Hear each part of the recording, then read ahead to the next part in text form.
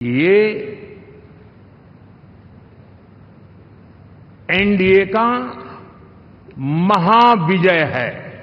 कोशिश ये की गई कि इस विजय को स्वीकार न करना,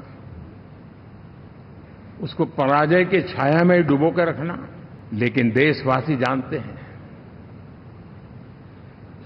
कि न हम हारे थे न हम हारे हैं।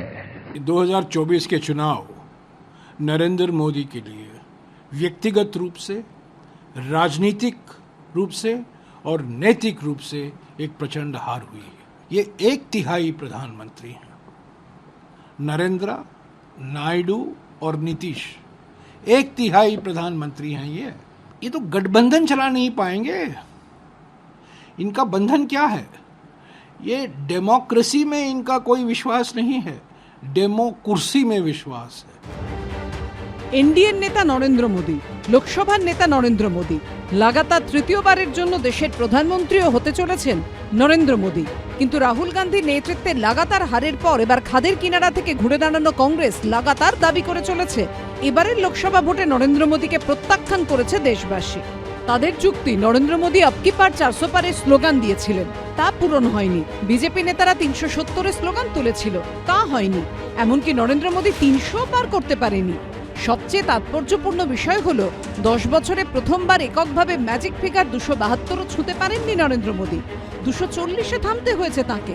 কিন্তু পাল্টা কটাক্ষের সুরে মোদী বলছেন, কংগ্রেস তো গত 3টি লোকসভায় 100 আসনে পর্যন্ত পৌঁছতে পারল না। 14, 19 और 24 3 चुनावों को जोड़ करके कहूं,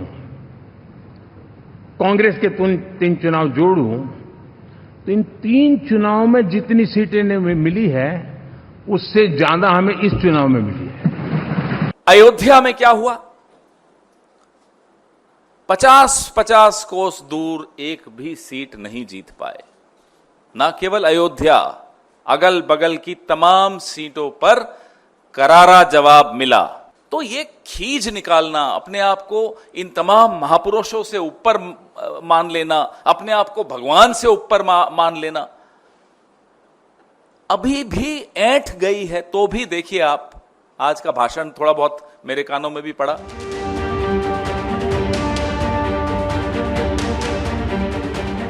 पहले तो डूब रहे थे, अब तेज गति से ये गर्त में जाने वाले हैं। इंडिया अलायंस वाले देश के सामान्य नागरिकों की जो समझ है, आज भी वो उसके सामर्थ्य को समझ नहीं पाए हैं या समझना चाहते नहीं है। फोटो ऑप के लिए तो उन्होंने अलायंस घोषित कर दिया है, लेकिन कितने ही राज्यों में वो आपस में लड़ते रहे हैं। हम किसके लिए लड़ रहे हैं? सत्ता के लिए नहीं लड़ रहे हैं। कौन बनेगा प्रधानमंत्री के लिए नहीं लड़ रहे हैं, पर भारत का संविधान, बाबा साहब अम्बेडकर का संविधान को सुरक्षित रखने के लिए। এই সরকার কোনো অবস্থায় স্থায়ী সরকার হবে না। সম্পূর্ণভাবে কয়েকজনকে কিছু তাদের দাবি, কিছু দরাদরি, কোনোভাবে ফাঁক ভরাটের চেষ্টা করে একটা নড়বড়ে সরকার তৈরি করার চেষ্টা করছেন নরেন্দ্র মোদী। এই সরকার স্থায়ী হবে না। রবিবার এনডিএ সরকারের শপথ গ্রহণ। বিজেন্দ্র সিংহ, দীপক ঘোষ ও আশাবুল হোসেনের রিপোর্ট, এবিপি আনন্দ।